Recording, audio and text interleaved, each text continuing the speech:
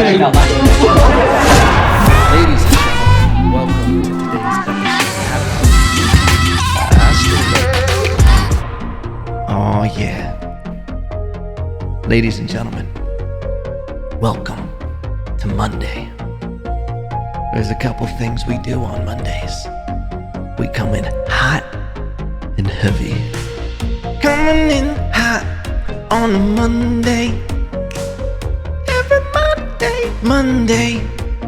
Here we are again on a Monday.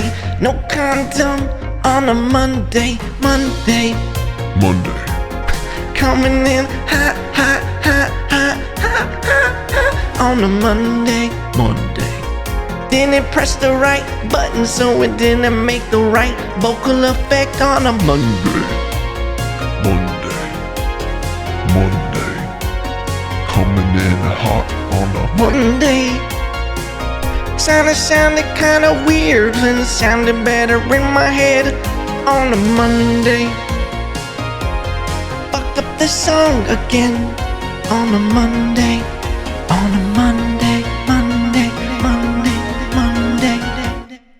Ladies and gentlemen, welcome. Are we gonna do a take two? Nah, fuck it. Cause what do? We come in hot and heavy on a Monday, and we make a decision and we stick with it. That's what life's all about, ladies and gentlemen. When you get to a Monday, you make decisions, okay? All that bullshit Sunday fun day, it's over on a Monday.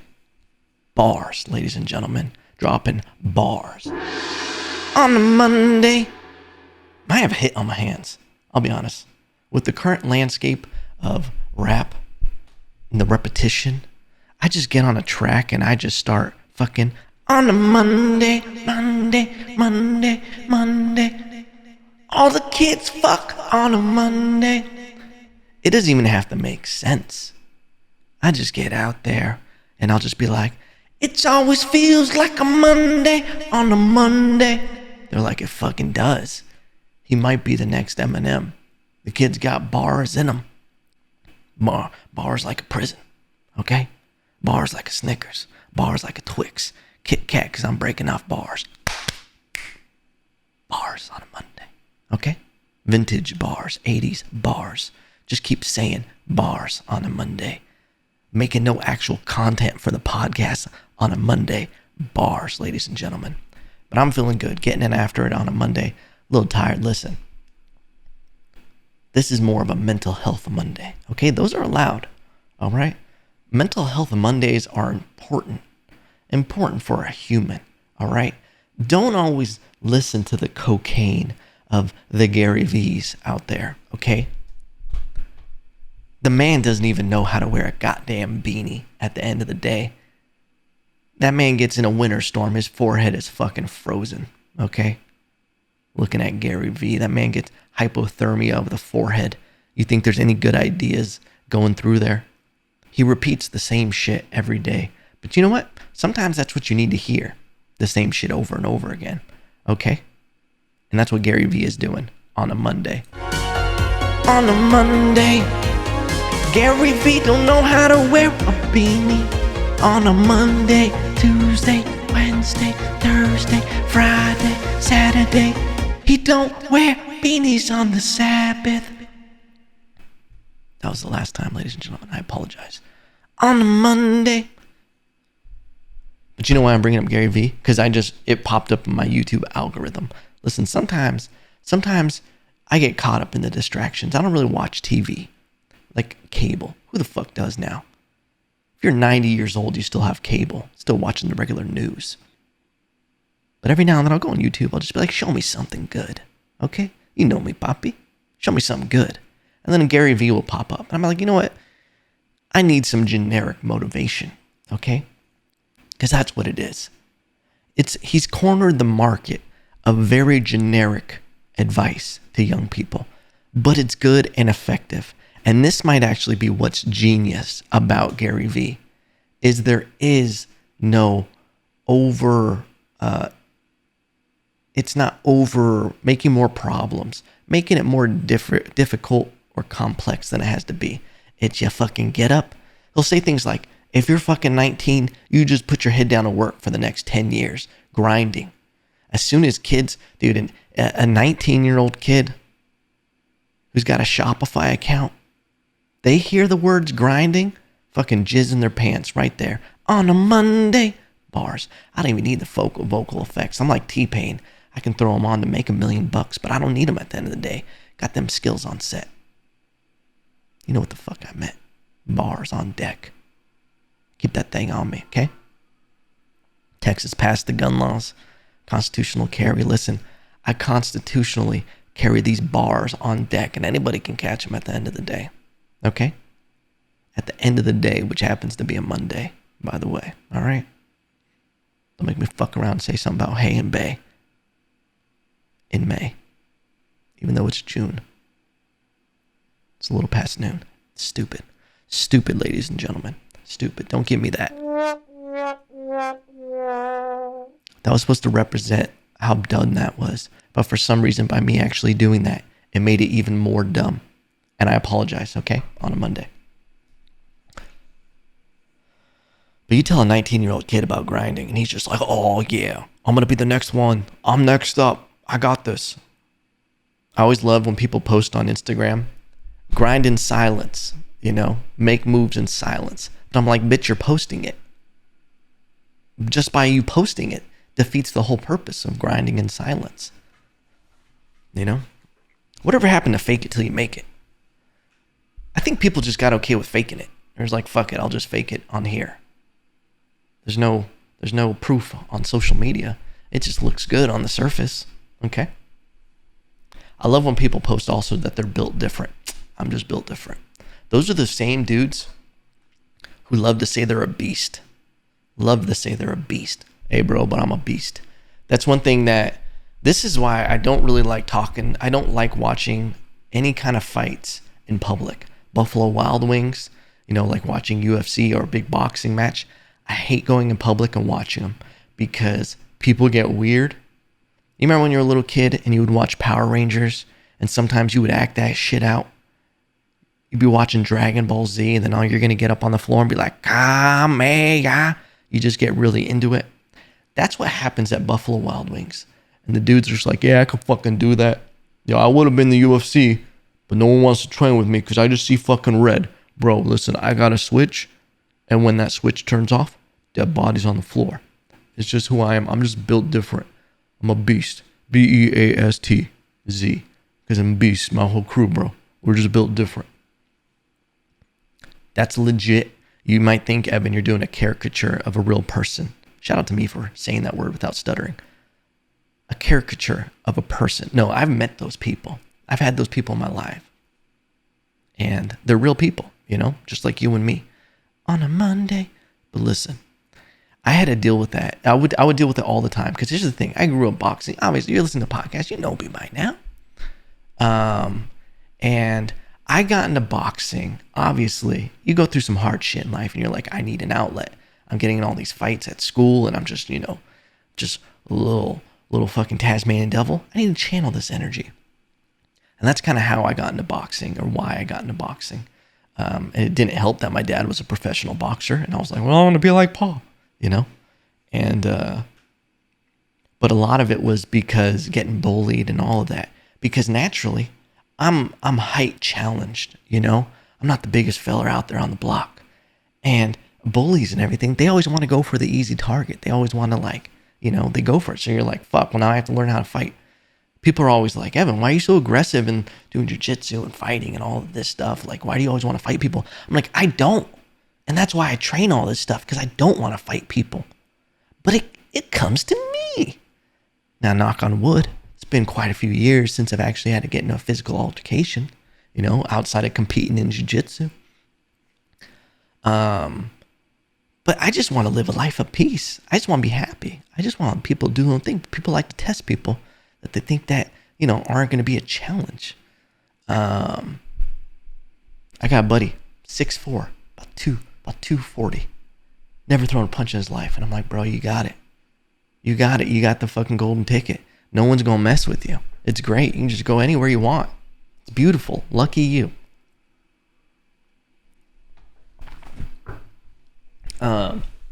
But these beast people, dude, I had this weird altercation in Puerto Rico when I was living there.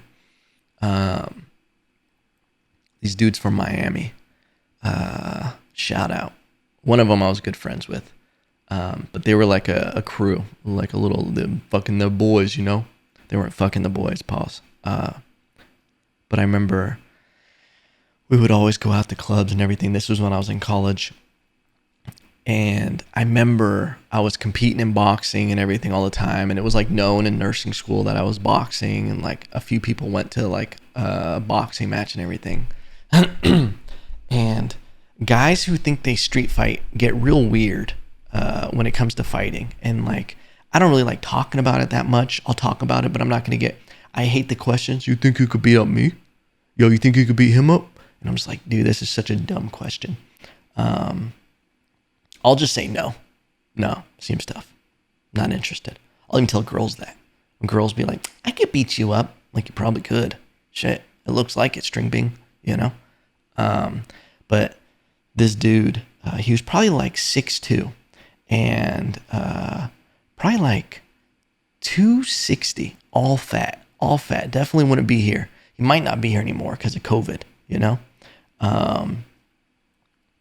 But I remember he would start saying things like, yeah, you know, that box and stuff, but if we go into the ground, bro, I'm a fucking beast.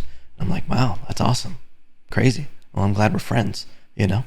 And I remember he would always say this shit. And then I caught him punking these kids in, I used to work out at the school gym. It was a real Caribbean gym. There was fucking coqui frogs in the corner. Lizards would be like running through the gym. I fucking loved it. Just get my sweat on.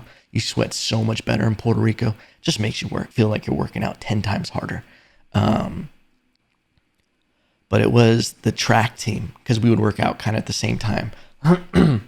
And there was a few gay guys on the track team. They loved me. They would like come up and like try to like hit, like pretend to hit my butt and everything. And I'd be like, maricón. But we were friends and they would laugh. And then this big dude who I was like kind of friends with, he came in while I was jumping rope in the gym and started like lifting weights and everything. And I'm just like, okay, what's up, man? And then he starts getting weird.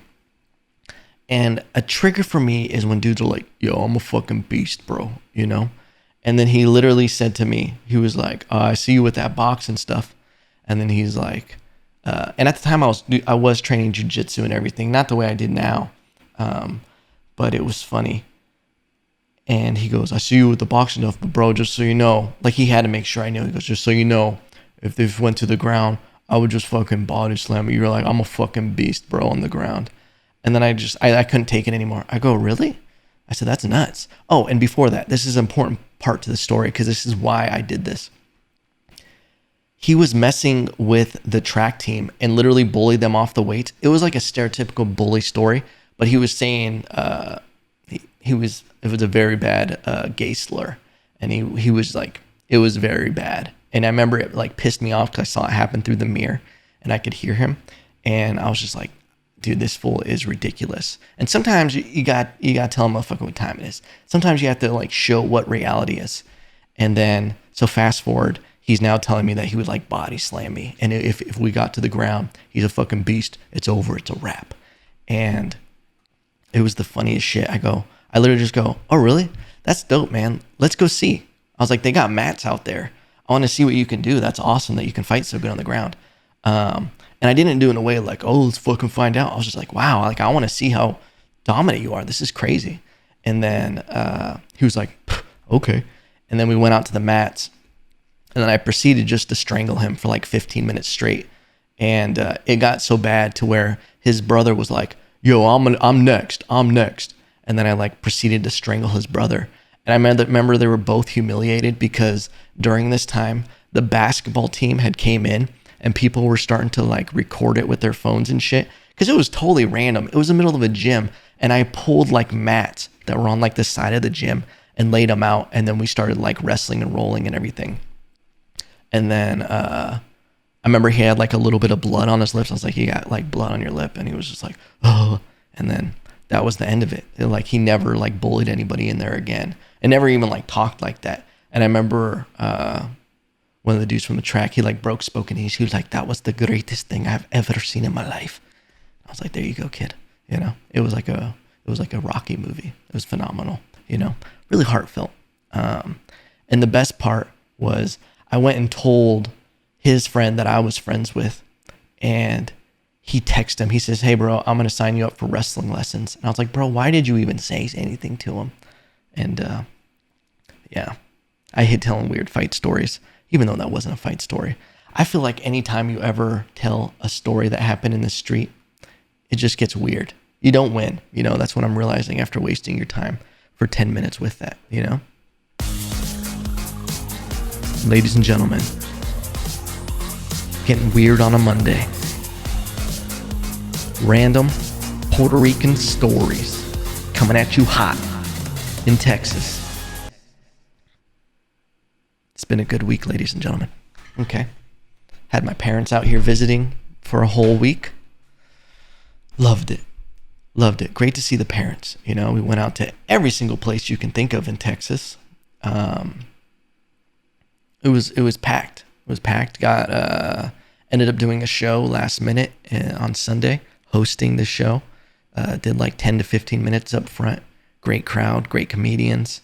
Hosting is a lot of work. I don't know if you've ever hosted a comedy show, but you basically are in charge of running the whole show, from, you know, holding time for the other comedians, lighting them, going up in between comics, you know, trying to riff a little bit off of what they said and then smoothly transition into bringing up the next comic.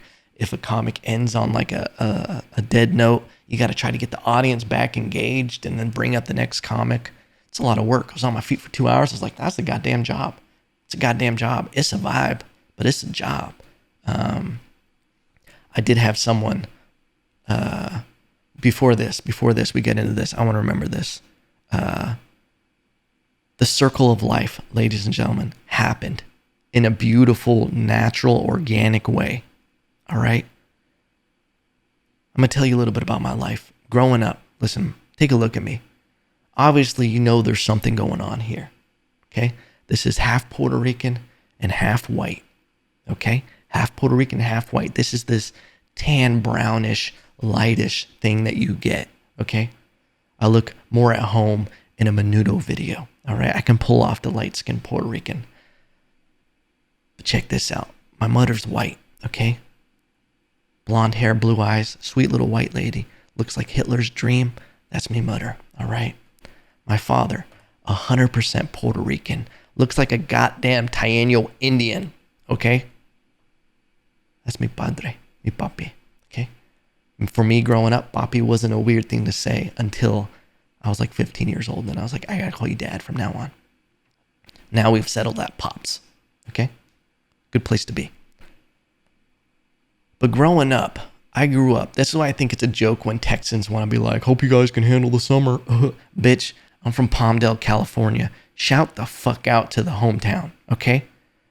Quartz Hill till I die, okay? I'm not one of these fucks that moves somewhere else and then pretends like I'm so much better than my goddamn hometown, okay? One day, I will ride into the Antelope Valley and I will provide resources and value, okay? We gonna change the desert, baby. I'm just a desert rat at the end of the day. Not important. What's important is you got to know the environment I grew up in for this story. I grew up in summers where it could reach 120 degrees, okay? Hot, dry, desert, okay? Maybe I'm exaggerating, but I know it's hit like 117. Now, here's something you might not know about Puerto Rican fathers.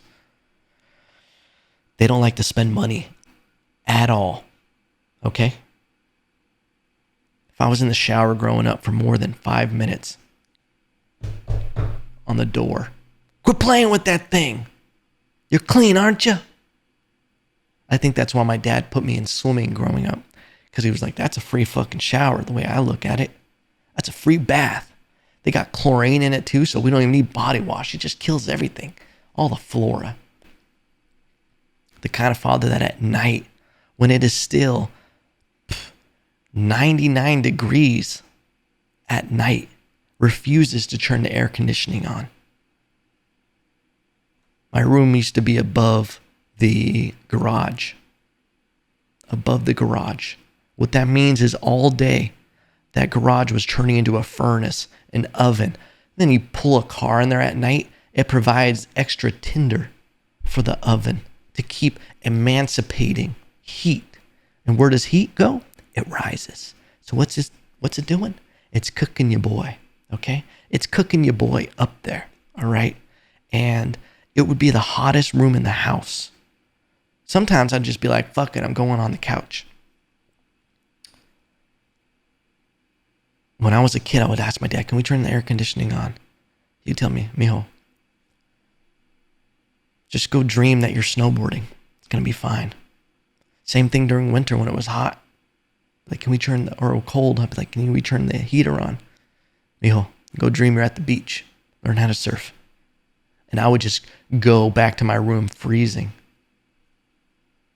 But in this case, I would be burning up during summer. It would be so bad that when I was younger, I would take gallon bags from the like regular like storage bags. I'd fill them up with water and I'd freeze them during the day. I'd get bowls of ice and pour a little bit of water in it, and I'd get fans, and I would surround myself, and I'd have a washcloth, and I would just like lay in bed like that, just trying to cool myself down, creating an organic AC unit in the room. And then the morning, sometimes the water would leak or I'd piss the bed, whichever one's funnier for the story. And then what I would do, I'd take my little bags, I'd go back and I'd put them back in the freezer, get ready for the next night. And here's what I found out as a grown-up, is that when you sleep above your body, like ideal temperature, you don't get good sleep. So you're groggy and you just don't perform well. I wonder how many years I've knocked off my life from just cooking all night long. Now, there was times when my dad would be away. Hey, the cat's away, the mouse plays. I'd put that fucking AC down, just trying to cool it down, you know? He'd come home and he could just smell the Freon from the AC unit or something, you know? And even at night, I'd go out, I'd sneak out at like 1 a.m, trying to push it on. And then like he would sleep with his door open so he could hear the AC unit kick on. And then I'd be like watching to see if he woke up while it kicked on. And I'd see him sneak out in his chonies, turn it back down. And he'd always say some shit out loud so I could hear it. Who the hell turned on this goddamn AC unit? Jesus, money don't grow on trees. And I'd just be like one hot tear coming down my face at night. But here's the beautiful thing, okay? I got to flip the tables. My dad stayed here. And there's one luxury I have. I refuse to be hot when I sleep. I keep my place at a cool 67 when I sleep. And my dad wasn't having it. And I said, Pops, I want you to know something. You're in my home now. The chickens have come home to roost. The circle of life, welcome to it. The future is now, old man. And I said, well, you getting cold? Maybe you should dream you're at the beach. Threw him some holy blankets, extra blankets for him. I said, Pops, we ain't turning that AC down. Or we ain't turning it up. Gave him some extra blankets. And right before I'm about to go to bed, I'm just like, hey, Pops, don't you touch that thermostat. Boom, drop the mic, walk away. The greatest moment in my life is flipping the table so organically to where I fell asleep with a little smile on my face. And like the cat in the cradle and the silver spoon, little boy boo and the man on the moon. Maybe you should have gave me AC when I was young, and I wouldn't make you freeze all night, Dad. I wouldn't make you freeze all night, Pops. It was beautiful, ladies and gentlemen. It was beautiful.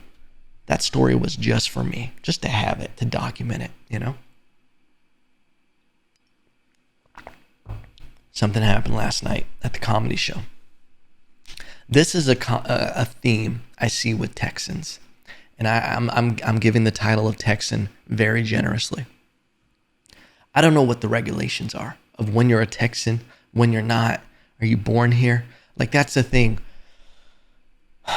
What is the amount allotted time of years? And I don't know, maybe I'll talk to someone from Texas. And here's the thing. I don't give a shit where you're from. I don't. I have a couple requirements. Because here's the thing, your boy is well traveled. Okay, I've lived out of the country. Puerto Rico is a commonwealth. Bitch, go to Puerto Rico. You see if that's really part of the states. I wake up on a Saturday morning in Puerto Rico and I'm watching cockfights on the TV. I walk down a block, I can watch a cockfight in person. Okay? There's a lot of shit that goes down in Puerto Rico. But what I've realized is that there's good people everywhere. There's bad people everywhere. There's people who try to take advantage. There's people who try to help every single place you go in life. It's a constant mixture of people. And that spreads across. It's like, I don't give a shit about skin color. I don't give a shit about sexual orientation. I don't give a shit what your profession is, occupation, whatever the fuck you are. Okay? I don't even give a shit if you're human, to be honest with you.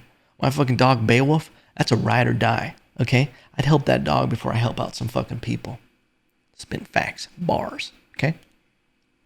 You know, I keep them on deck. Constitutional carry. Bars. I don't get necessarily this pride. I get the pride of it, of what Texas, the history, because I have a pride with Puerto Rico of what was accomplished during, the war with Spain and just what, Puerto Rico has done and the hardships that it's gone through. I get pride. But what I don't get is when you have pride over what plot of dirt you were born in. Just for the sake of it being this dirt. Like someone who was born here and someone who was born here. I don't necessarily have... Here's my take on California. California, I was born there, okay? I was born there. I lived there most of my life. California is a very dope place. But there never was one day I ever went, oh man, all these people from fucking Idaho moving here. All these people from Arizona. Oh great, this person from New York just moved here. They're going to fuck up everything. And maybe in hindsight, we should have been more worried because we just let it fucking everyone with mental health issues come to Hollywood and fuck that shit up. But it's this weird thinking of people are going to move here and try to fuck up everything we have. It's the whole, they took our jobs. Like when people want to talk about immigrants coming in, dude, immigrants built this goddamn country, and I'm not here to give you a history lesson, all right? But I had someone last night. This is one of the first times it's happened. And I say it's the first time it's happened because people have joked, but this person was kind of serious when they asked where I was from and why I came to Texas. And I said, I'm from California. I came here for comedy. And I think it's just a great place to live and things are cheaper. And this guy got upset and he says, oh, you're the reason why all the prices are rising. And then I said, oh, are you from here? And he goes, yeah, I am. I go, oh, cool. All right, cool. I'm not going to argue with someone. Well, actually, blah, blah, blah. Cool. That's great. I said, are your parents from here? Well, they're from Colorado. Okay, so they're part of the problem too. Yeah, but I've been here for like 15 years. Oh, wait, so you weren't even born here? So you're not a real Texan? Well, no, but I've been here for a while. I don't give a shit about that. Like, this is the weird thing that happens with Texas, is I think a lot of people come here and then they want to pretend like they're home team. They want to pretend like they took our jobs, Listen, there are very few Texans that really care about this. It's a lot of people moving here, then all of a sudden they get protective and territorial of it. I do it as a joke of, don't California my Texas. It's completely a joke with me. I don't give a shit where people want to live, what they want to believe in, and what they want to do. I do agree a lot with the sentiment, though, of come here and add value. Because I bet there's a lot of people from Texas that want to change Texas. I don't necessarily think, I didn't come here to fucking change the politics here. The barbecue here is amazing. I'll ride in Wile E. Coyote just to keep I'll vote however, just to keep the barbecue the same, I'm already constitutional carrying them bars at the end of the day. But a lot of people from California move here and then all of a sudden they're Texans just because they've been here for 5 years. But listen, I could be talking completely ignorant. I've never had pride as a Californian. And people could be like, oh, well, that's because California is going to shit right now. But was it Californians that did it? But it's just weird to be territorial over some dirt, you know? I don't know where I'm going with this, ladies and gentlemen, okay? It sounded like a good idea when I first started talking about this right now. But I just think it's like so ironic that people are like, oh, you came in and you're the one ruining it. I'm like, yeah, okay, I guess I am. God, this is profound stuff we're ending this podcast with, ladies and gentlemen. Listen, we don't want to get too crazy on a Monday because we already came in hot, ladies and gentlemen. Came in hot on a Monday. Hope you have a great week after this fucking Monday. Every single day can feel like a fucking Monday. California, my Texas. On a Monday.